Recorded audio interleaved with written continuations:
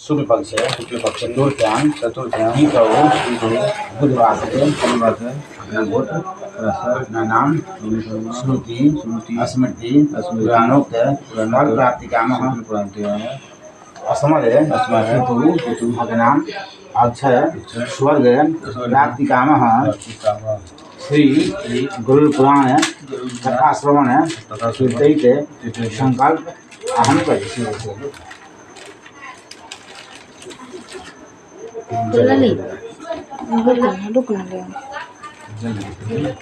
हाथ नहीं थोड़ा सा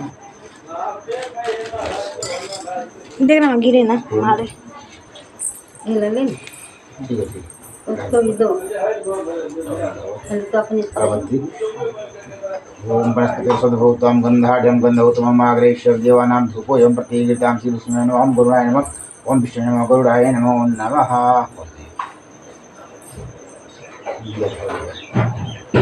ओम चंद्रमा मनसो जाता चक्षुसूर्यो जायता श्रोत्रार्थवाचि प्राणास्य मुखादगनिर्जायता दिक्ं दर्शयामि। ओम श्री विष्णुवे नमः सद्गुरुवाय नमः विष्णुवे गुरुवाय नमो नमः।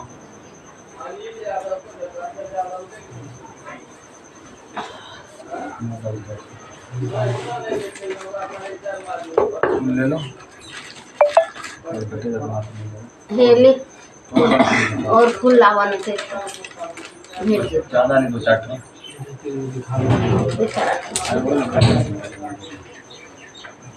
श्री भगवान के मुख से अब सुनकर देगी पुण्यात्मा पुरुषों का फिर से मनुष्य जन्म होता है।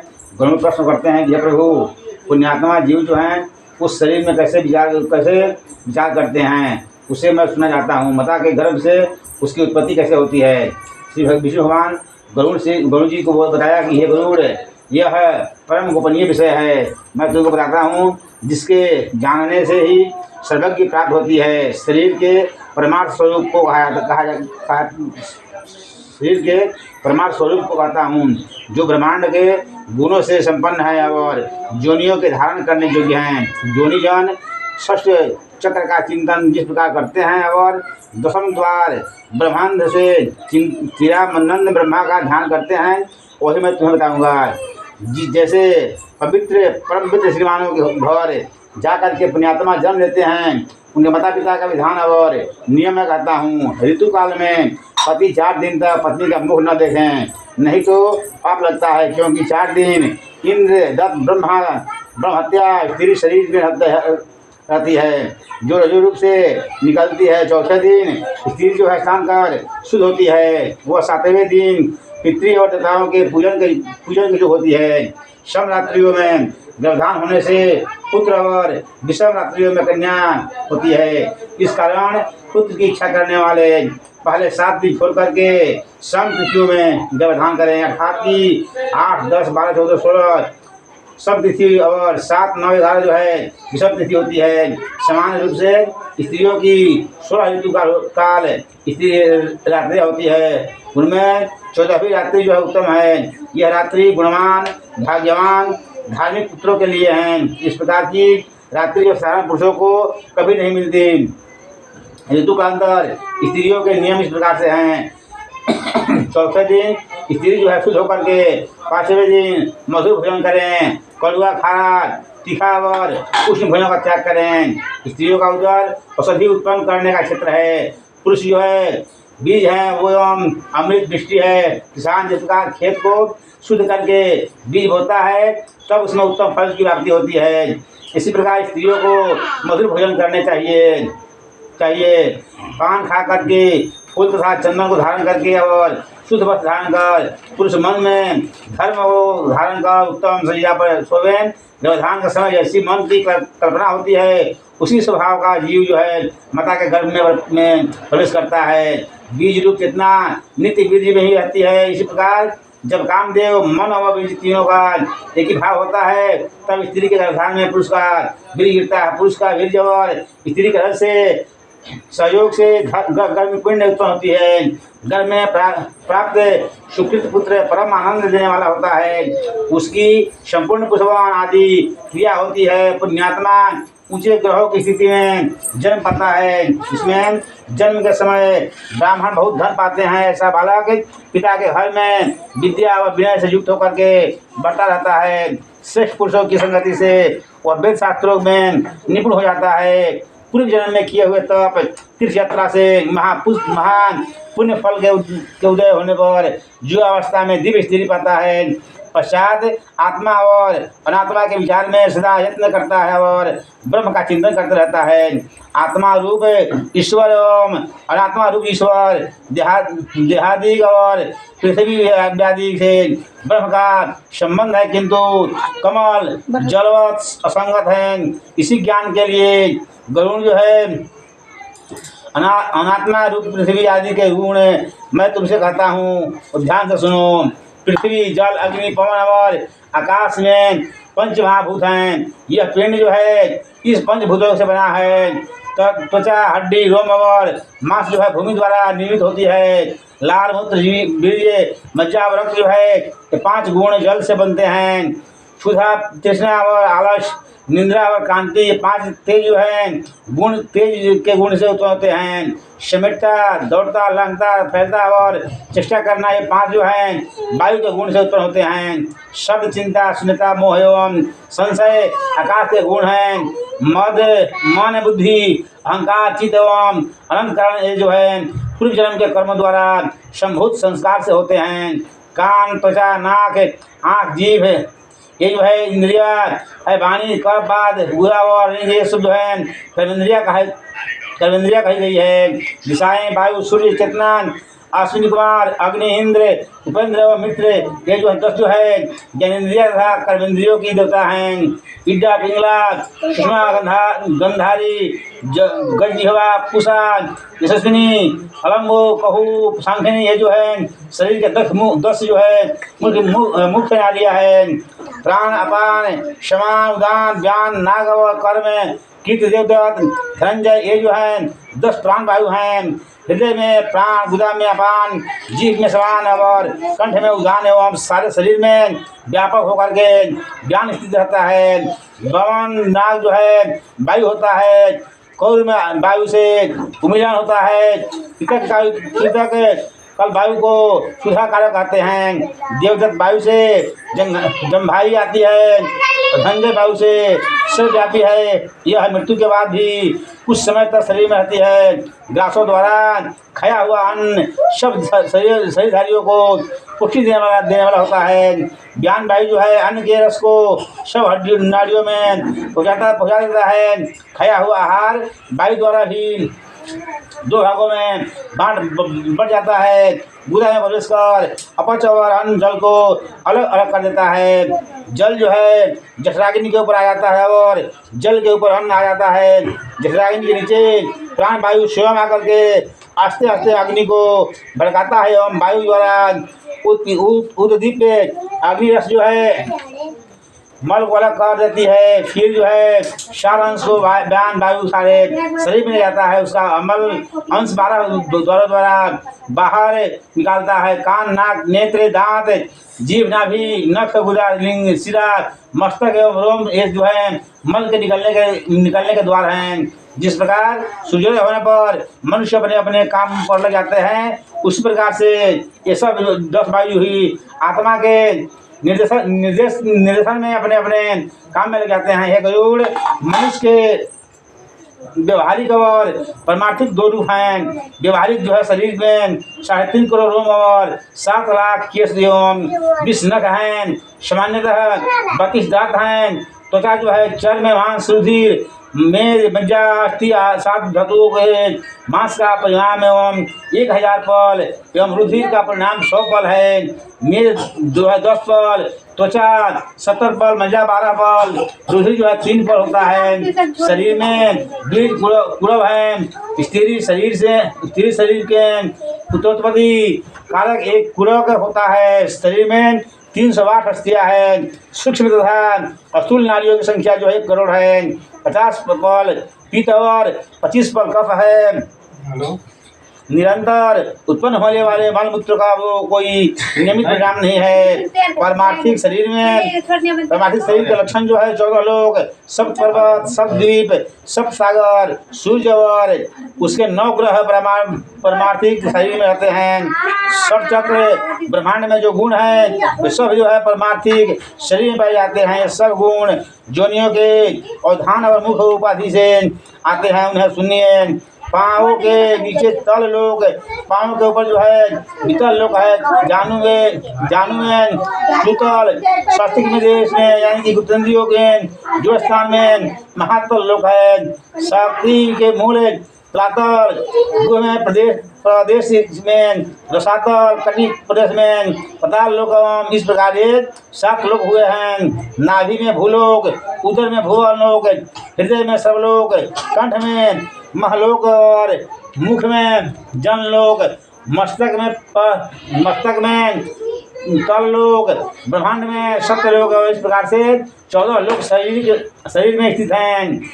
त्रिकोण में मेरु स्थित है। नीचे जो है नीचे कोण में मंदारचल, दक्षिण कोण में कैलाश और वाम कोण में हिमाचल स्थित है। ऊर्ध रेखा के ऊपर निषाद पर्वत, दक्षिण दिशा में मंदवादन पर्वत और वाम रेखा में रमण पर्वत है। इस प्रकार से ये 7 पर्वत हैं। अस्थि स्थान में जम्बूद्वीप, मज्जा में साकोद्वीप, मांस में कुल्सद्वीप एवं नाभि स्थान में कौशद्वीप कहा जाता है। त्वचा में सालमणि द्वीप, रोम समूह में गोमेद द्वीप और नभ प्रदेश में पुष्कर द्वीप है। इस प्रकार से 7 द्वीप कहे गए हैं। मूल प्रदेश में क्षार सागर, शरीर में क्षीर स्थान एवं क्षीर सागर, अश्लेष प्रदेश में चोदधी, मज्जा में घी का समुद्र स्थित है। रस में रस का समुद्र, श्रोतों में दधि समुद्र, कंठावर्तक में लक्ष्मी का स्थान और मीठे जल का समुद्र है। इस प्रकार से 7 समुद्र भी इसी शरीर में है। ब्रह्मांड से 1 अंगुल नीचे तक नाक चक्र में सूर्य स्थित रहता है। उसके 1 अंगुल नीचे बिंदु चक्र में चंद्रमा, नेत्रों में मंगल तथा हृदय में बुध स्थित है। नाभि के भीतर मणिपूरक चक्र, गुरु वीर्य में शुक्र, नाभि लोक में शनि और मुख में राहु स्थित रहता है। हृदय में कंठ तक विष्णु भगवान का स्थान है। इस प्रकार शरीर में ग्रह मंडल की रचना है। उस विराट रचना का अपने शरीर में धारण द्वारा चिंतन करें। इस प्रकार नित्य प्रातः काल पद्मासन में स्थित होकर के षट चक्रों का चिंतन करें और अजपा जप करें। अजपा जो है गायत्री का नाम है। यह अजपा मोक्ष देने वाली है। इससे संकल्प मात्र से सब पाप जो है छूट जाते हैं। अजपा का जप करने से जीव अपने जीव भाव को छोड़ देता है। मूलाधार चक्र, स्वाधिष्ठान चक्र, मणिपूरक चक्र और अनाहत चक्र, विशुद्ध चक्र, आज्ञा चक्र एवं षट चक्र हैं। लिंग प्रदेश में मूलाधार चक्र को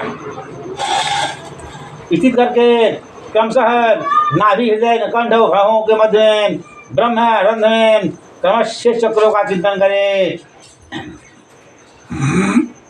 वह से ये जो है 4 वर्ण अग्नि के समान वर्णमाला मूलाधार चक्र हैं और सूर्य के समान ब भम और ल जो है स्वादिष्ट चक्र हैं। मणिपूरक चक्र रक्त वर्ण का है एवं ड से पतक एक युक्त 10 फल का है। अनादि चक्र जो है सुवर्ण में क से लेकर के ठ से युक्त 12 दल का है। विचुक्र विद्युत चक्र जो है इंद्रवत प्रकाशमान तथा 16 से युक्त है। अज्ञात चक्र जो है विभूति में स्थित है एवं 6 और 102 दलों का रक्त वर्ण कमल है। इसमें ऊपर देदीप्यमान एवं 1000 दल वाला कमल है जो सत्यानंदमय अर्थात शिवमय ज्योतिर्मय और शाश्वत है। 6 चक्रों में क्रमानुसार गणेश, ब्रह्मा, विष्णु, शिव, बृहस्पति, गुरु का चिंतन करता है। वह व्यापक परम ब्रह्म का चिंतन करें। विद्वानों ने 24 घंटे में 21,600 श्वासों की गिनती बताई है। हकार से बाहर और सकार से भीतर प्रवेश करते हैं और हंसो हंस इस मंत्र से जीव तत्व को जपते हैं और 600 श्वास गणेश जी के लिए, 6000 ब्रह्मा, 6000 विष्णु और इतने ही श्वास शिव के निमित्त हैं।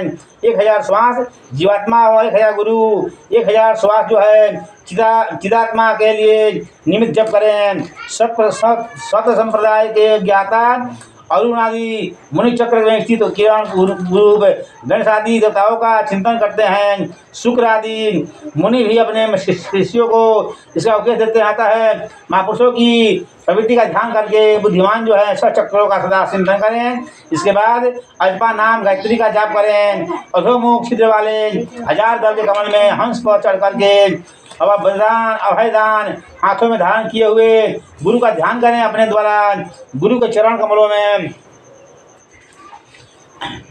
अमृतमल जल द्वारा शरीर को आसान कराने का चिंतन एवं गुरुदेव की 5 प्रकार पूजा करें। स्तुति एवं प्रणाम करें।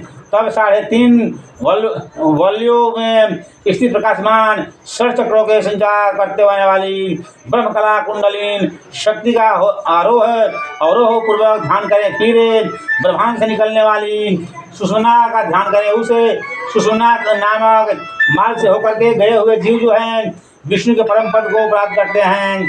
ब्रह्म मुहूर्त में उठ करके सनातन ज्योति स्वरूप सदानंद परब्रह्म का ध्यान करें। इस प्रकार गुरु के उपदेश पर चलकर मन को स्थिर करें। गुरु के उपदेश बिना पतन होना निश्चित है। इस प्रकार से अंत योग करके वही योग का आरंभ करें। स्नान ध्यान आदि करके हरि का पूजन करें।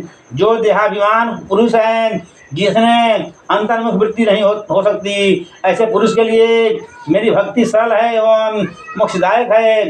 ये गरुड़ मोक्ष मार्ग जो है अधिक यद्यपि तप योग आदि से है, तथापि संसारी जीवों के लिए भक्ति मार्ग जो है उत्तम एवं सरल है। ब्रह्मादि सर्वज्ञ देवताओं ने वेद शास्त्रों को 3 बार विचार कर यह निश्चय किया है कि भक्ति मार्ग ही सबसे अधिक सरल है। यज्ञ आदि मेरे श्रेष्ठ धर्म एवं चित्त को शुद्ध करने वाले हैं और भक्ति उसके फल स्वरूप है। इसको पाकर के मानव जो है कभी दुखी नहीं होता। यह आचरण जो कोई पुण्यात्मा पुरुष करता है वह मेरी भक्ति से ही मोक्ष को प्राप्त कर लेता है। गुरु महाराज की जय, विष्णु भगवान की जय।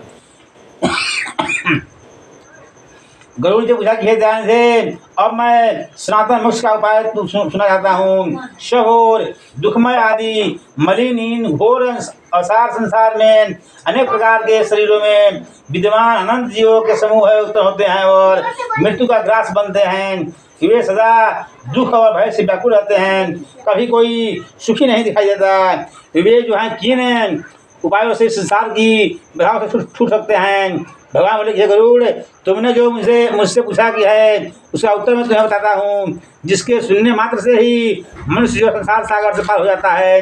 इस संसार में परब्रह्म स्वरूप कला रहित सर्वज्ञ सबके कर्ता सबके स्वामी निर्मल और अक्षय शिव हैं। उनका अंश ही जीव संज्ञक है। जिस प्रकार से आघात लगने से अग्नि में से चिंगारी निकलती है, उसी प्रकार अनादि कर्म से अनादि द्वारा अब घात होने पर देह आदि उपाधियों से विभूतित जीव जो है उत्पन्न होता है। सुख तथा दुख जो है दुख के देने वाले पुण्य व पापों के बंधे हुए उन जातियों से उत्पन्न युक्त होते आयु व कर्मों से उत्पन्न भोग को प्रत्येक जन्म में पाता है। ये गरुड़ उनसे भी परे मोक्ष पर्यंत सूक्ष्मलिंग शरीर को पाता है। स्थावर वृक्षादि जीव जो हैं कृमि आदि तथा पक्षी पशु धर्म करने वाले मनुष्य और देवता एक कर्म से मोक्ष के भागी होते हैं। अर्थात कि वृक्षादि के बाद कीट पतंग पक्षी फिर पशु और इसके बाद धर्मात्मा होकर के देवत्व को पा करके उनका मोक्ष हो जाता है। 4 प्रकार के शरीर पिंडज अंडज स्वेदज उद्भिज हजारों जन्म को भोगते हुए मनुष्य होकर के ज्ञानी बनता है। 84 लाख योनियों में शरीरधारियों को मनुष्य शरीर के बिना अन्य किसी शरीर में तत्व ज्ञान की प्राप्ति नहीं होती है। इस संसार में अनंत जन्मों को धारण करके पुण्यों के उदय से जीव मनुष्य जन्म में पाता है। अत्यंत दुर्लभ मोक्ष की सीढ़ी रूप मनुष्य जन्म को पा करके यदि वह अपनी आत्मा का उद्धार नहीं करता तो उससे बढ़कर और कोई अज्ञानी नहीं होगा। जो मनुष्य इस उत्तम नरदेह को पा करके अपनी आत्मा का हित नहीं करता है वह ब्रह्म घातक होता है, बिना शरीर के किसी को भी पुरुषार्थ नहीं होता। इसलिए देह और धन की रक्षा कर पुण्य कर्मों की साधना करें, सदा आत्मा की रक्षा करनी चाहिए। आत्मा ही सबका पात्र है। आत्मा की रक्षा के लिए यत्न करना चाहिए, क्योंकि जीवित रहेगा तो अनेक कल्याणकारी मार्गों को देखेगा। गांव, खेत, धन, घर, शुभ अशुभ ये दो बार बार मिलते हैं, परंतु यह मनुष्य शरीर जो है बार बार नहीं मिलता। बुद्धिमान सदैव शरीर को रक्षा का उपाय किया करते हैं, क्योंकि कोई भी अपना शरीर त्यागने से की इच्छा नहीं करता। शरीर की रक्षा से धर्म सिद्धि होती है, धर्म से ज्ञान प्राप्त होता है, ज्ञान से ध्यान योग की प्राप्ति होती है एवं ध्यान योग से ही मोक्ष का द्वार खुलता है। जो आदमी अपनी आत्मा को बुरे कर्मों से नहीं बचा सकता तो दूसरा कौन आत्मा का हित करने वाला होगा। जो इस लोक में नरक रूप रोग की चिकित्सा नहीं करता है तो वह रोगी औषधि रहित देश में जाकर के कैसे चिकित्सा करेगा।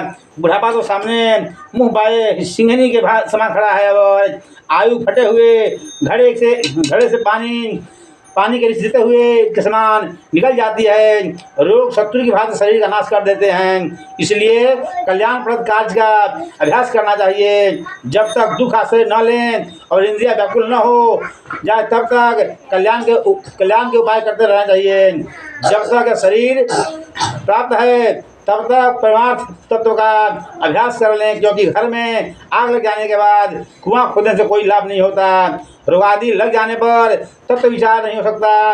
काल संसार में उत्पन्न हुए अनेक कार्यों को नहीं देखता, परंतु खड़े खेत की बात है कि मनुष्य सुख दुख तथा अपने हित को नहीं जानता। सभी उत्पन्न हुए लोगों की दुखित मरा हुआ और आपत्ति से ग्रस्त और दिन दुखियों को जल से फेन के समान देह में जीव स्थित है, जिसमें प्रिय स्त्री पुत्रादि को का मिलाप भी अनित्य है। तो फिर यह किस प्रकार निर्विघ्न रह सकता है। जो मनुष्य अपने भले बुरे यानी आत्मज्ञान को नहीं पहचानता वो शत्रु रूपी संसारिक विषयों को हितकारी समझता है, अनित्य देह आदि को नित्य समझता है और अनर्थकारी धन को वह अपना हित समझता है। देव माया से मोहित हुआ मनुष्य जो है सामने दुख सागर को देखता हुआ भी उसमें गिर पड़ता है। शास्त्र सुनता हुआ भी उसे नहीं समझता, पढ़ता हुआ भी ईश्वर तत्व को नहीं समझता। काल रूपी गहरे समुद्र में मृत्यु और रोग और बुढ़ापा रूपी ग्रहों से पकड़ा हुआ और गोता खाता हुआ कुछ भी नहीं जान सकता। यह काल तो जल में रखे हुए कच्चे घड़े की भांति क्षण क्षण में क्षीण हो रहा है, परंतु क्षीण होता हुआ किसी को दिखाई नहीं देता। वायु को बांधना, आकाश को खंडित करना, जल की तरंगों को घुसना संभव हो सकता है, परंतु आयु को बांधना असंभव है। जब काल पृथ्वी को फूंक सकता है, मेरु को उखाड़ सकता है और समुद्र को सुखा सकता है, तब उसके सामने शरीर जो है, शरीर की क्या विसात है, यह कैसे स्थित रह सकता है। यह मेरी संतान है, यह मेरी पत्नी है, यह मेरे भाई बंधु हैं, यह मेरा धन है। ऐसा सोचने वाले मनुष्य रूपी बकरे को काल रूपी भेड़िया जो है चट कर जाता है। यह कार्य कर लिया, यह करने को है, इस प्रकार के विचार करते हुए मनुष्य जो है काल झट अपने बस में कर लेता है। इसलिए धर्म का जो काज कल करना है उसे आज ही कर लेना चाहिए। जो कार्य आज करना है उसे अभी कर लेना चाहिए, क्योंकि मृत्यु किसी की प्रतीक्षा नहीं करती। बुढ़ापे ने जिस मृत्यु का मार्ग दिखाया है और प्रचंड रोग जिस मृत्यु के सैनिक हैं, ऐसे मृत्यु रूपी शत्रु द्वारा ग्रसित जीव अपने रक्षक परमेश्वर को क्यों नहीं भेजता।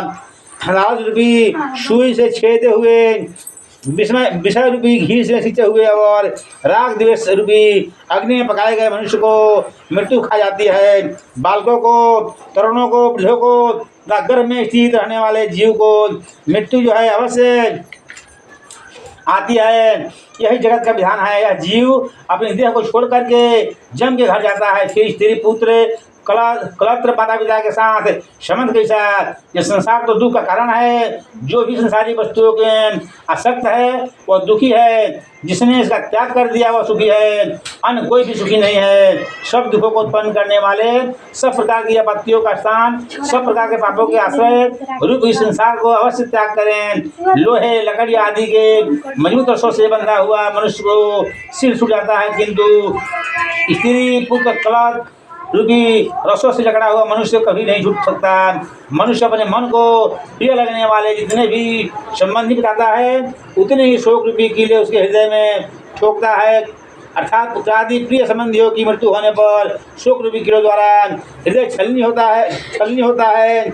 हाय हाय, विषय रूपी आहार करने वाले शरीर में स्थित इंद्रिय रूपी तिस्करों के छल से सब धन हर लिया, यानी कि छीन लिया, और सदा यह लोक का विनाश करता रहता है। इस प्रकार मांस का लोभी मत्स्य जो है मांस के लिपटी गिल को भी नहीं देखता, उसी प्रकार सुख का लोभी मनुष्य जो है जम पास को नहीं देखता। ये गरुड़ जो मनुष्य भलाई बुराई को नहीं जानते एवं गलत मार्ग पर चल करके केवल अपना पेट भरना जानते हैं, ऐसे मनुष्य नरक के गामी होते हैं। सोना जागना मैथुन आहार आदि तो सब है प्राणियों में एक जैसा ही होता है, परंतु मनुष्य में हित अनहित जानने का ज्ञान विशेष रूप से है भगवान ने दिया है। जो इस ज्ञान का उपभोग नहीं करता वह पशु के समान है।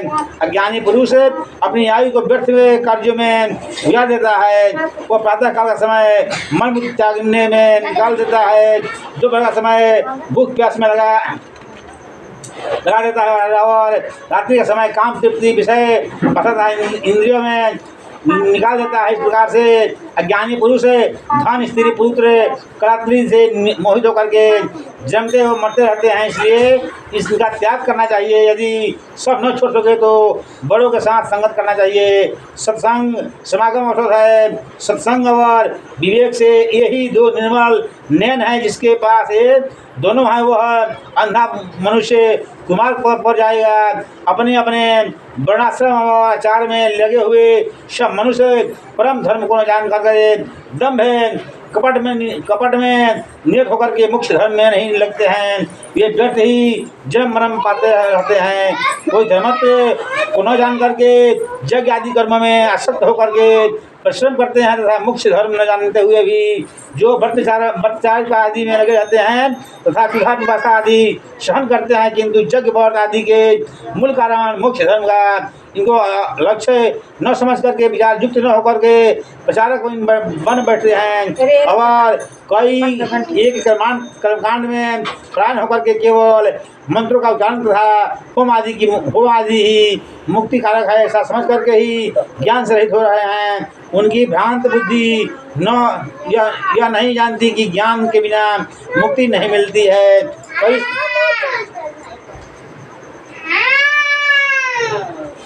कई एक शरीर को सुखाने वाले व्रत जो हैं उपवास आदि कड़े नियमों से मोक्ष चाहते हैं। वे मेरी माया से मोहित होकर के ये नहीं समझते कि मोक्ष का कारण तो ज्ञान ही है। केवल शरीर को व्रतादि उपवासों से अविवेकों की मुक्ति कैसे हो सकती है? मुक्ति तो ज्ञान द्वारा ही मिलती है। बावी को तोड़ने से सब नहीं मना करते। पखंडी लोग बड़ी बड़ी जटा और मृग चर्म धारण कर साधुओं का वेश बना करके ज्ञानियों के समान लोक में घुमा करते हैं और मनुष्यों को भटकाते हैं संसारिक कर्मों में आसक्त। और ब्रह्म को जानता हूँ ऐसा कहने वाले तथा कर्म और ब्रह्म दोनों को भ्रष्ट मनुष्य को चंडाल के समान त्याग देना चाहिए। लज्जाहीन नग्न होकर के घरों में स्त्रियों के आगे विचरण करने वाले अज्ञानी कभी विरक्त हो सकते हैं। शरीर पर भस्म या मिट्टी लगाने से यदि मनुष्य को मुक्ति मिल जाती हो, मिट्टी और भस्म लगाने वाले कुत्ते भी गधे भी मुक्ति पा जाते। तिनके पत्ते और जल का आहार करने वाले और सदैव वन में बसने वाले सियार चूहे और मृग आदि क्या तपस्वी होते हैं? कभी नहीं। जन्म से मृत्यु तक गंगा आदि नदियों में रहने वाले मेढक मत्स्य आदि क्या भोगी होते हैं? कभी नहीं। कंकरों को खाने वाले कबूतर और पृथ्वी के जल को कभी न पीने वाले चातक क्या व्रती होते हैं? कभी नहीं। इसलिए सब काम लोगों को पसंद करने वाले हैं। ये गरुड़ मोक्ष का कारण तो केवल तत्व ज्ञान ही है। दर्शन रूपी महाकुंभ में पढ़ करके ज्ञानी ईश्वर को नहीं जानते, क्योंकि वे मोह की रस्सी में बंधे होते हैं। वेद शास्त्र रूपी घोर समुद्र में इधर उधर छिपाते हुए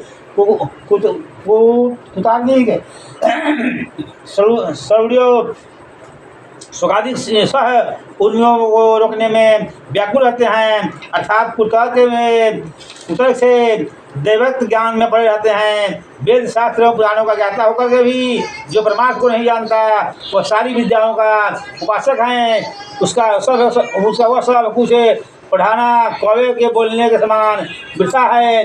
यह ज्ञान है और जो जानने जो ज्ञान चिंता में व्याकुल तथा परमत्व ईश्वरीय ज्ञान से विमुख लोग जो हैं दिन रात शास्त्र पढ़ा करते रहते हैं। उनका हुआ पढ़ना व्यर्थ है। सुंदर वचन और छंदों की रचना द्वारा काव्य अलंकार से सुशोभित तथा चिंता से व्याकुल इंद्रियों वाले मूड सदा दुखित रहते हैं। परम तत्वों को और प्रकार का परम तत्व तो और प्रकार का होता है, किंतु मनुष्य तो दूसरे प्रकार के क्लेश उठाते हैं। इसी प्रकार शास्त्रों में वाक्यादि का विचार अन्य प्रकार का होता है, किंतु उनकी व्याख्या दूसरे प्रकार से करते हैं। गुरु आदि के उपदेश रहित अहंकारी पुरुष स्वयं को अनुभव करने के समर्थ नहीं रखते और दूसरों से पूछने में लज्जा करते हैं। कई वेद शास्त्र पढ़ करके दूसरों का उपदेश देते हैं, किंतु स्वयं जो है ब्रह्म तत्व नहीं जानते और कलसी पाक रस में फिरती हुई भी पाक स्वाद नहीं जानती। जिस प्रकार पुष्पों का भार तो सिर पर होता है, परंतु उसकी सुगंध अज्ञान तो नासिका भी जानती है। इस प्रकार वेद शास्त्र तो सब पढ़ते हैं, किंतु मोक्ष तत्व का विचार कोई बिरला ही करता है। मोक्ष तत्व तो आत्मा के स्थित है, परंतु मनुष्य जो है मूर्ख उसे न जान करके शास्त्रों में खोजता है। जैसे मूढ़मती ग्वाला काख में बकरी का बच्चा रहते हुए भी उसे कुएं में देखता है। केवल आत्म तत्व की बात करने से अज्ञान की निवृत्ति नहीं होती। जैसे दीपक की बात करने से अंधकार नहीं छूटता। बुद्धिहीन का पढ़ना अंधे को दर्पण दिखाने जैसा है। इस प्रकार बुद्धिमान पुरुषों को ही शास्त्र पढ़ने से तत्व ज्ञान होता है। दिव्य शस्त्र वर्षों की आयु भी शास्त्रों को समझने के लिए कम होता है। यह ज्ञान है या सत्य है, इस प्रकार के से सार रूप समझना उत्तम है। शास्त्र विशाल है, आयु थोड़ी है, इससे उसमें भी करोड़ों विघ्न बढ़ाया जाता है। शास्त्रों का सार तत्व ही जानना उत्तम है। जैसे जल में से दूध को हंस ग्रहण कर लेता है, उसी प्रकार बुद्धिमान पुरुष जो है वेद शास्त्रों को पढ़ करके तत्व ज्ञान को समझ लेते हैं। जिस प्रकार धान चाहने वाला पुआल में से धान निकालकर पुआल को फेंक देता है, उसी प्रकार तत्व ज्ञान पा करके पूरे शास्त्र को छोड़ दें। जैसे अमृत से तृप्त पुरुष अन्य आहार कोई प्रयोजन नहीं रखता, वैसे ही तत्व ज्ञान होने पर पूरे शास्त्रों से कोई प्रयोजन न रखें। हे गरुड़, वेदों के पढ़ने से मुक्ति नहीं मिलती है और शास्त्रों के पढ़ने से मुक्ति मिलती है। केवल तत्व ज्ञान से ही मुक्ति मिलती है। चारों आश्रय मुक्ति का कारण नहीं है, न षोडश दर्शन ही कारण। इस प्रकार सब शुभ कर्म ही मुक्तिदाता नहीं है, केवल ज्ञान ही मुक्ति का कारण है। गुरु की केवल एक वाणी ही मुक्ति को देने वाला है और सब विद्याएं तो विडम्बना करने वाला है। जैसे हजारों जोड़ी बूटियों से संजीवनी नहीं उत्पन्न होती, एक अद्वैत ज्ञान कल्याणप्रद है, उसमें कर्म आदि का परिश्रम नहीं है। ऐसा ज्ञान गुरु के मुख से ही मिलता है, करोड़ों शास्त्रों से पढ़ने से नहीं मिलता। ज्ञान दो प्रकार के होते हैं, एक शास्त्रोक्त और दूसरा विवेक से उत्पन्न। शास्त्रोक्त ज्ञान तो शब्द ब्रह्म है और विवेक से उत्पन्न ज्ञान जो है पर रूप है। क्योंकि कोई अद्वैत को श्रेष्ठ मानता है तो कोई द्वैत को श्रेष्ठ मानता है, परंतु वे द्वैत और अद्वैत रहित समस्त तत्वों को नहीं जानते। यह मेरा नहीं है और यह दो शब्द मोक्ष के बंधन है। मेरा है ये जीव बंधन होता है और मेरा नहीं है ये जीव बंधन मुक्त हो जाता है। कर्म वही है जिसमें बंधन न हो और विद्या हुआ है जो मुक्ति प्रदान करने वाली हो। अन्य कर्म तो केवल परिश्रम के लिए है एवं विद्याएं केवल शिल्प में निपुणता हेतु है। जब तक संसारिक वासनाएं और इंद्रियों की चंचलता है तब तक तत्व ज्ञान नहीं मिल सकता। तप व्रत तीर्थ जप होम पूजन वेद शास्त्रों का अध्ययन आदि से तत्व ज्ञान प्राप्त नहीं होता। इसलिए हे गरुड़, मनुष्य को सब प्रकार का यत्न करके सब अवस्थाओं में तत्वनिष्ठ होना चाहिए। दैविक और आध्यात्मिक पापों से सताए हुए मनुष्य को धर्म और ज्ञान रूपी मूल फूल वाले तथा स्वर्ग और मोक्ष रूपी फल वाले वृक्ष की छाया का आश्रय लेना चाहिए। इसलिए ज्ञान द्वारा ही श्री गुरु के मुख से आत्म तत्व जानना चाहिए। इससे जीव जो है घोर संसार रूपी बंधन से छूट जाता है। तत्व जानने वाले का जो अंतिम कर्तव्य है उसे मैं बताता हूँ, जिससे जीव जो है मोक्ष निर्वाण संज्ञक ब्रह्म हो पाता है। अंत काल आने पर जीव मृत्यु से निर्भय होकर के देह में जो इच्छाएं हैं उन्हें त्याग दे और पुत्रादि का मोह छोड़ दें। घर का त्याग कर धैर्य के साथ में पवित्र तीर्थ जल में स्नान कर अभ्यास करें और ब्रह्म जीव ओम का स्मरण करता हुआ श्वास को जीत कर मन को वश में करें। बुद्धि और साक्षी बना करके मन द्वारा अपने इंद्रियों को विषय से हटाएं। शुभ कर्मों से मन को भगवान के स्वरूप में लगाएं। फिर ब्रह्म में एकांत रूप धारण करें, अर्थात मैं ब्रह्म हूँ, परम धाम परम रूप पद रूप ब्रह्म हूँ। इसलिए इस प्रकार विचार करके शुद्ध आत्मा में अपने मन को लगाएं। ओम अक्षर का उच्चारण करता हुआ जो देह त्याग करता है वो परम गति को प्राप्त होता है। ज्ञान और वैराग्य से रहित कपटी जहाँ नहीं जा सकते वो उस गति को बुझमा नहीं पाते हैं। वो मैं तुमसे कहता हूँ, ध्यान से सुनो। मान मोह से रहित शम दोष को जीतने वाले आत्मज्ञान में निष्ठा वाले अभिलाषाओं का त्याग करने वाले कामनाओं से निवृत्त सुख दुख के द्वंद्व से छूटे हुए ज्ञानी मनुष्य नाश रहित पद को पाते हैं। जो मनुष्य सत्य रूपी बल वाले तथा राग द्वेष रूपी मैल को छुड़ाने वाले ऐसे ज्ञान रूपी पुण्य वाले मानस तीर्थ में स्नान करते हैं वही मोक्ष को पाते हैं। दृढ़ वैराग्य को धारण कर जो मुझे अनन्य भाव से याद करता है वही पूर्ण वैराग्य द्वारा प्रसन्नता निश्चय ही मोक्ष पाता है। मुक्ति के तीर्थ क्षेत्र इस प्रकार हैं: अयोध्या, मथुरा, हरिद्वार, काशी, कांचीपुरी, उज्जैनी, द्वारिका। तत्वज्ञानी मोक्ष पाते हैं, धर्मात्मा स्वर्ग में जाते हैं, पापी लोग दुर्गति पाते हैं, पशु पक्षी इत्यादि जन्मते मरते रहते हैं। श्री भगवान विष्णु बना दिया है। अब और क्या जानने की इच्छा है? धनुर जी हाथ जोकर बोले कि आपने अमृतमय वचन सुना करके इसे संसार रूपी सागर से मुझे पार कर दिया है। मेरे सब संदेह जाते रहे हैं। मैं कृतार्थ हो गया। जो स्मरण करने से दुर्गति को हटाते हैं, पूजन यज्ञ द्वारा जो सब गति देते हैं, अनन्य भक्ति के द्वारा मुक्ति देते हैं, ऐसे श्री हरि भगवान जन्म मरण से मेरी रक्षा करें। भगवान की जय, विष्णु भगवान की जय। विष्णु भगवान कहते हैं कि हे गुरु, मैंने सब है औदैहिक परलोक संबंधी सब है कथा को सुनाई है। जो इस आख्यान को 10 दिन के भीतर सुनते हैं वो सब पाप जो है नष्ट हो जाते हैं। यह परलोक संबंधी कृत्य पितरों को मुक्ति देता है एवं पुत्रों के मनोकामना को पूर्ण करता है। ऐहिक परलौकिक दोनों लोकों में सुख देता है। जो नास्तिक नराधम पुरुष इस प्रेत कर्म को नहीं जान करते उसे घर का जल पीने योग्य नहीं है। इसमें जरा भी संशय नहीं है। वह जल सुरातुल्य है। देवता पितर उसे घर के सम्मुख कभी झांकते भी नहीं हैं। उनके पुत्र पौध आदि दुर्गति को पाते हैं। प्रेत की क्रिया न करने वाले ब्राह्मण, क्षत्रिय, वैश्य और शूद्र सब चंडाल के समान होते हैं। जो इस पवित्र प्रेत आख्यान को सुनते हैं या सुनाते हैं, पाप से छूट जाते हैं।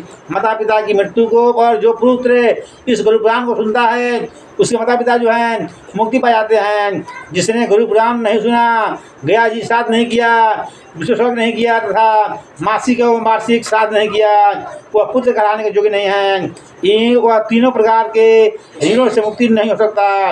वह माता पिता को कैसे तारने के लिए समर्थ हो सकता है, अर्थात वह कुछ भी करने में समर्थ नहीं है। इसलिए वह सब प्रकार के प्रयत्नों द्वारा धर्मार्थ काम मोक्ष के देने वाले, दुखों का नाश करने वाले गुरु पुराण को अवश्य सुने। वह पुराण जो है पुण्यदायक है, पापों को नाश करने वाला है। इसके श्रवण से ब्राह्मण को विद्या, क्षत्रिय को पृथ्वी, वैश्य को धन, धान की कमी नहीं होती तथा शूद्रों को पातकों के शुद्ध होता है। गुरु पुराण को सुन करके सुनाने वाले को सजा आदि एवं अवश्य विधान देना चाहिए, अन्यथा इसका जो फल प्राप्त नहीं होता। सर्वप्रथम इस पुराण की पूजा करके वस्त्रभूषण भूदान और दक्षिणा दे करके कथा वाचक पूजा करनी चाहिए। श्री विष्णु भगवान कहते हैं कि हे गरुड़, इस प्रकार गुरु पुराण की कथा सुनने वाले की पूजा करना मेरा ही पूजा करने के समान है। वाचक के संतुष्ट होने पर मैं भी संतुष्ट होता हूँ, जो कोई संशय नहीं है। बोलो गुरु भगवान की जय, विष्णु भगवान की जय।